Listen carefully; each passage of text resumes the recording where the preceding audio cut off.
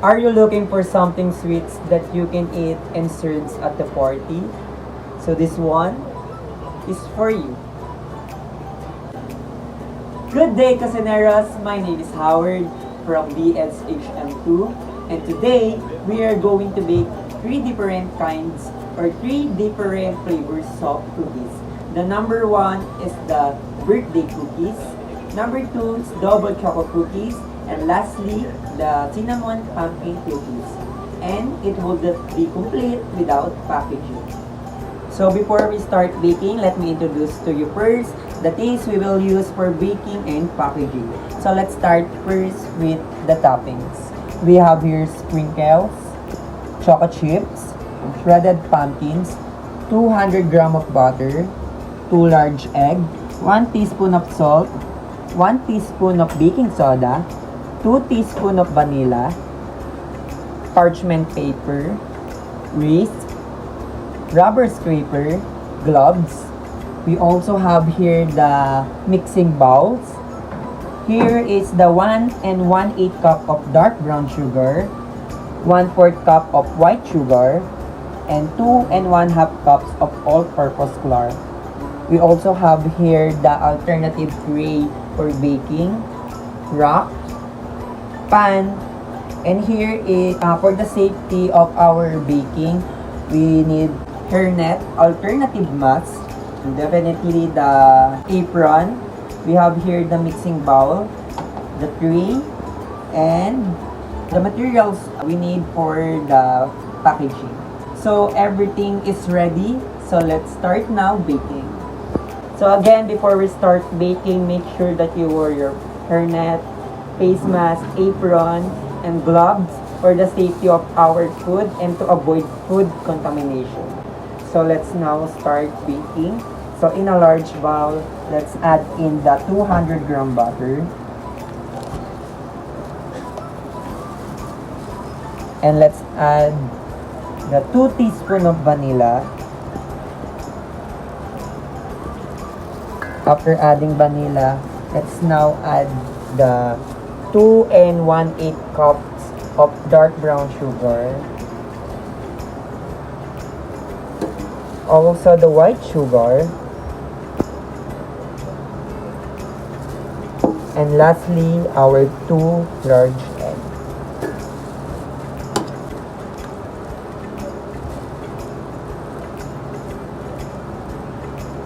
So after adding those ingredients, let's mix it using whisk until it combines.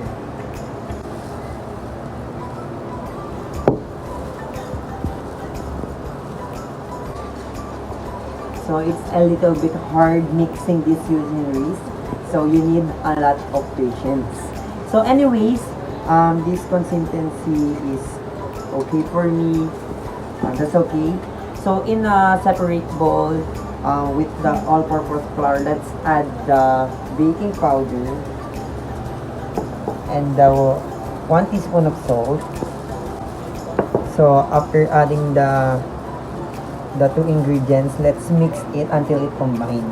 Before we add these dry ingredients into liquid ingredients, make sure that you combine the ingredients properly.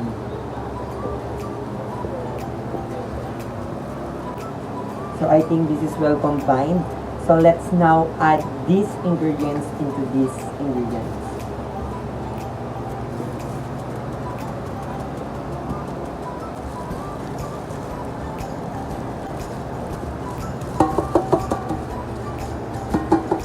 So let's now whisk it together. This is better if we use spatula or we use rubber scraper to mix this. So I think we need much more bigger mixing bowl. So I am going to transfer these ingredients into much bigger mixing bowl for the better mixture. Let's transfer the ingredients gently. So let's stir until it combined using also the whisk. So patience needed for this again. Let's stir these ingredients until it combined and to form the cookie dough.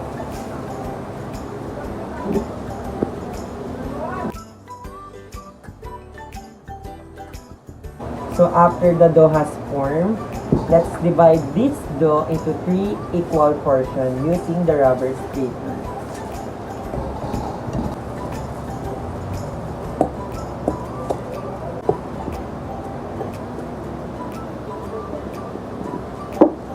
So after equally dividing the dough into 3 portions, let's add half of the sprinkle into one. Half is enough. Also half of the chocolate chips and half of the shredded pumpkin. So after adding the half of the toppings on the dough, let's eat using a rubber scraper.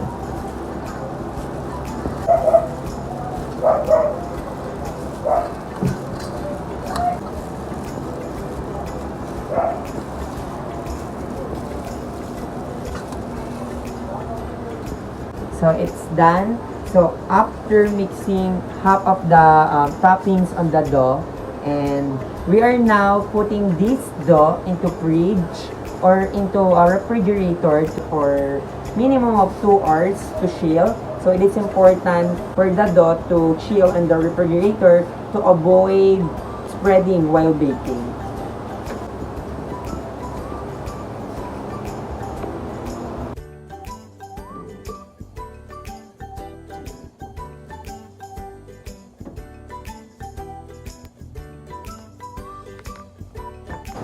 So while waiting for the dough mixture to chill, let's now proceed first in creating box packaging for the cookies. So materials needed: double-sided tape,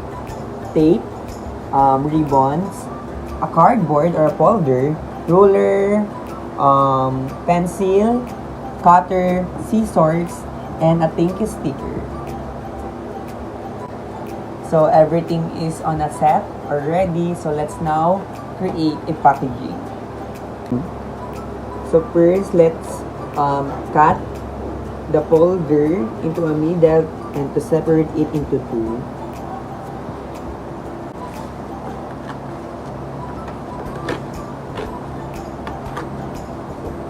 After separating it into 2, let's remove the excess.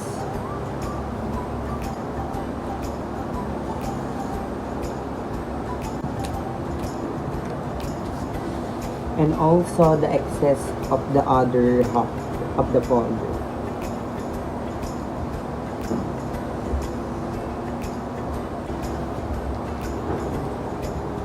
So next step, let's use ruler and pencil for the outline.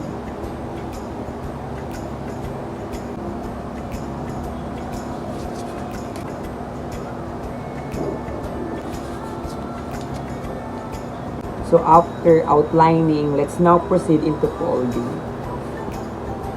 Let's fold every side of the outline.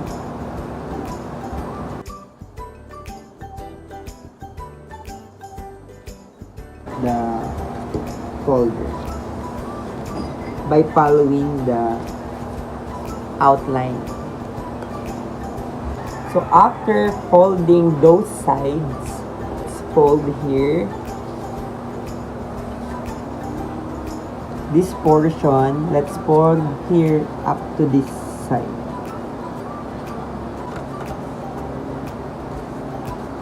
So after folding this, fold these 2 into this side also.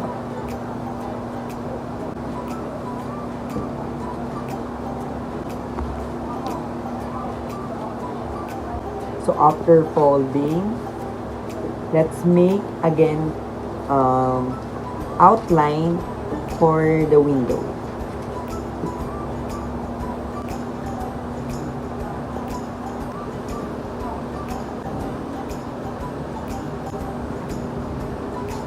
So after outlining, let's now proceed again for the cutting.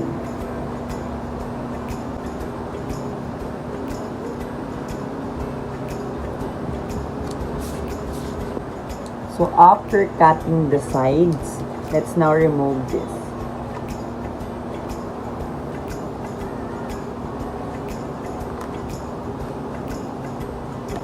That's it.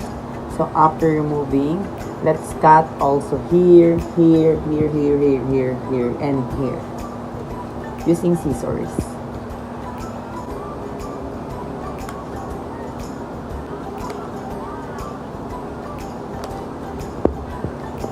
So after cutting all that need to be cut, let's now put this plastic cover or transparent cover using this double-sided tape on the box.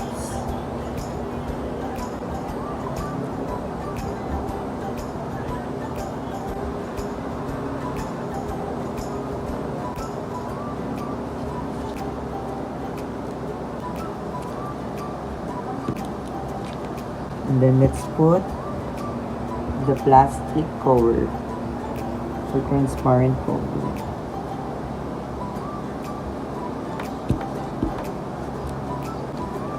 Like that.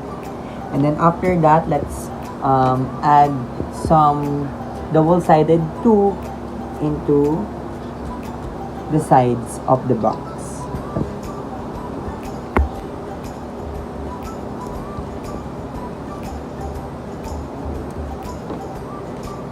So after putting those double-sided on the sides of the box, let's now remove and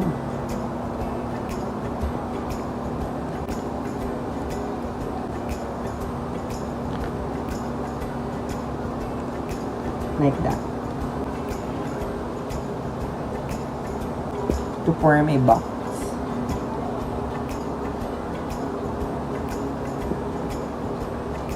That's it. And it's now a box.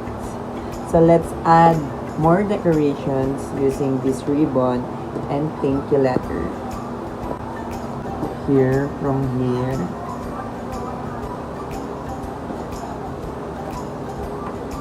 Press it over.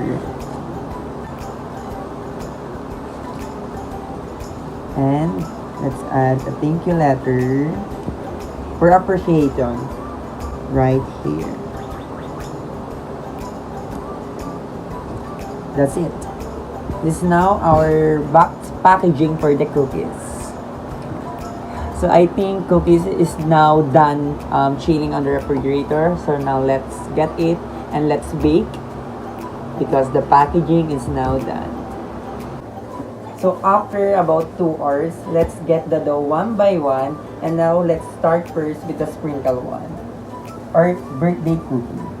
So make sure to use new gloves to avoid contamination.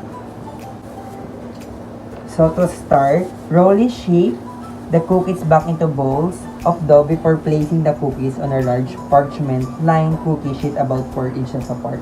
So using a spoon and a cup.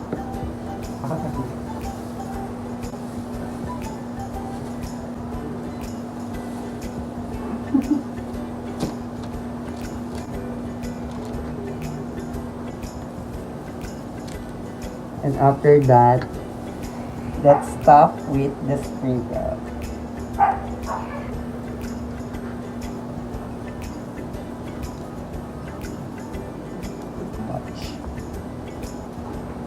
So after that, let's preheat the pan for about 375 degrees Celsius or Fahrenheit.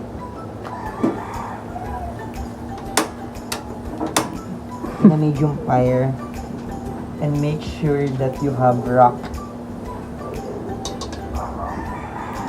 So let's wait for the pan to heat. So now the pan and the heat is now ready. Let's now put the baking tray inside the pan. And cover it.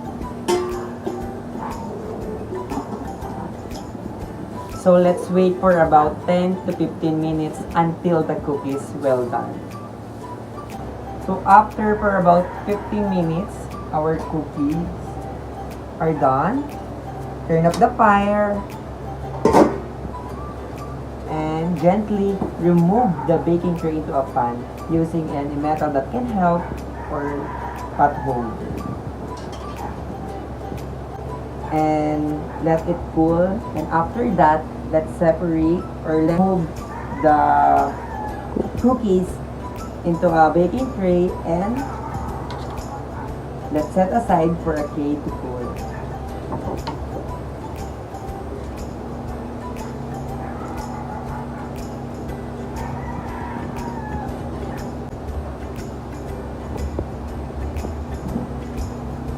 So after that, let's proceed next step, which is double chocolate cookies.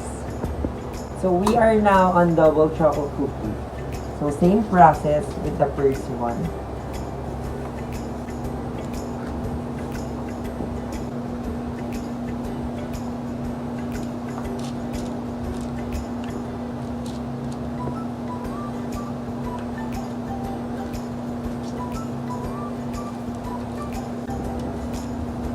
And sprinkle it on the top with chocolate chips.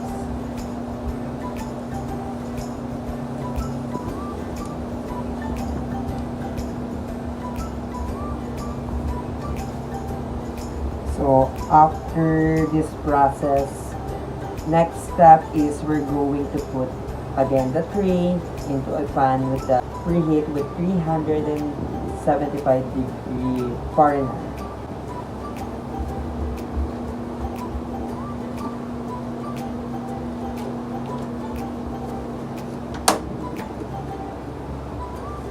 So after 15 minutes, our double chocolate cookie is now done. It's now done baking.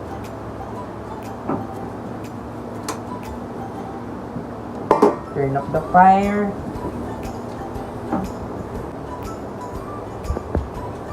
And let it cool before we get it and transfer it into a baking tray.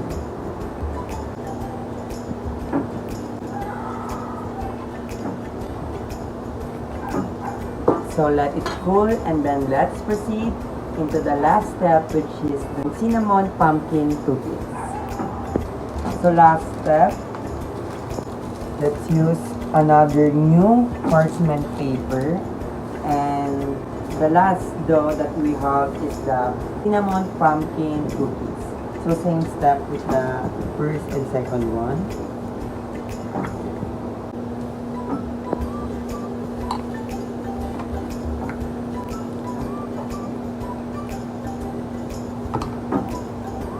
And with the toppings of the half of the shredded squash root.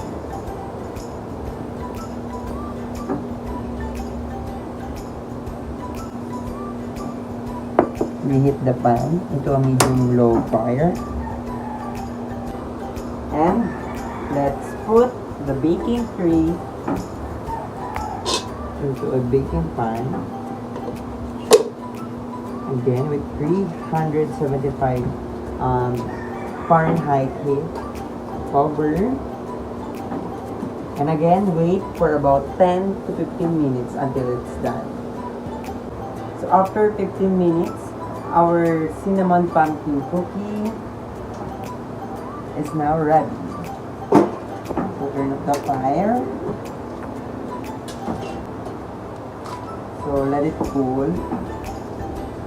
And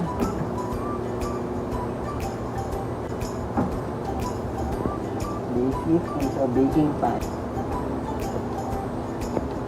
Alright, we are now done on our 3 different cookies. And let it cool for a minute. And let me serve you later with packaging. So let us now pack our cookies.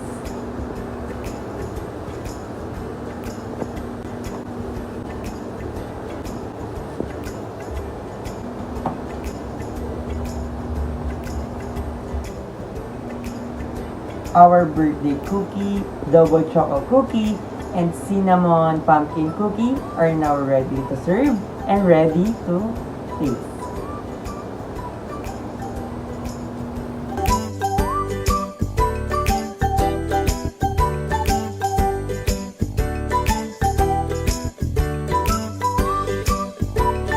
I have here my cousin as my first evaluator, Christian.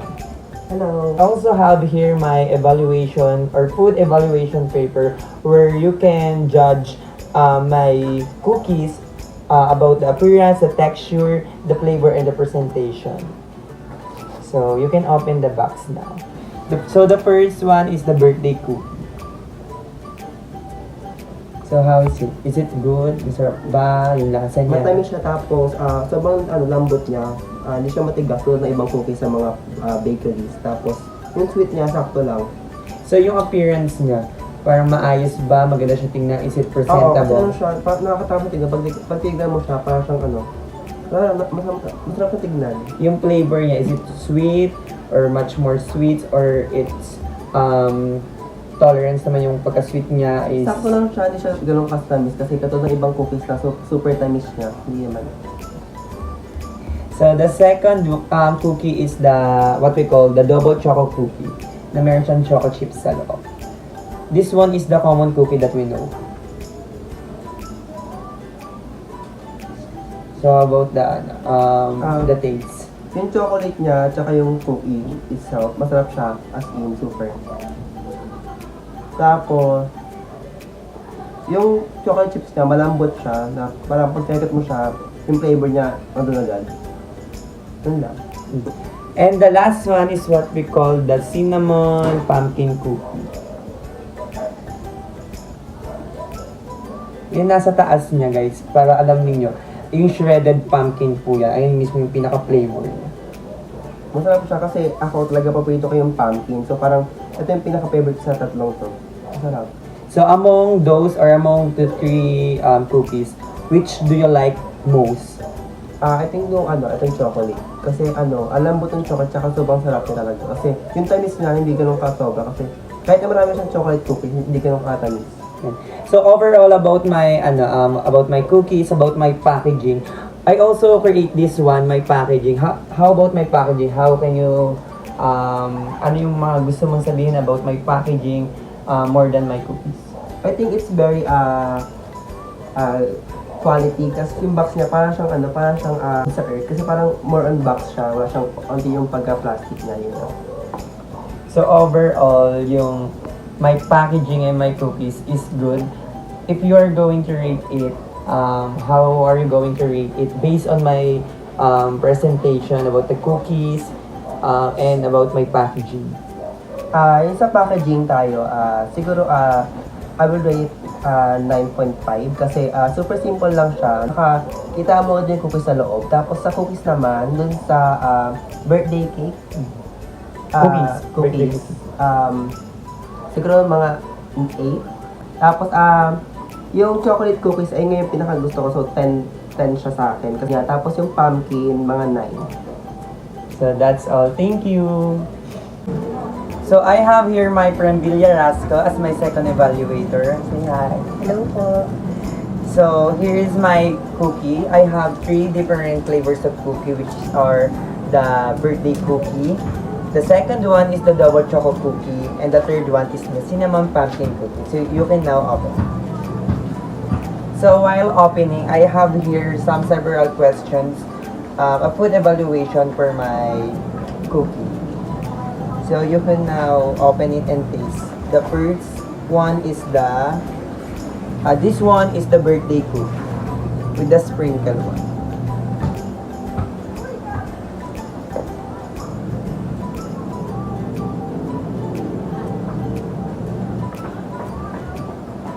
So how is it? Yung pagka-cookie, hindi siya matigas na typical na makikita natin sa bakery. Kasi mostly, ang cookies na tinitinda sa bakery is matigas talaga siya and parang na-overbake siya.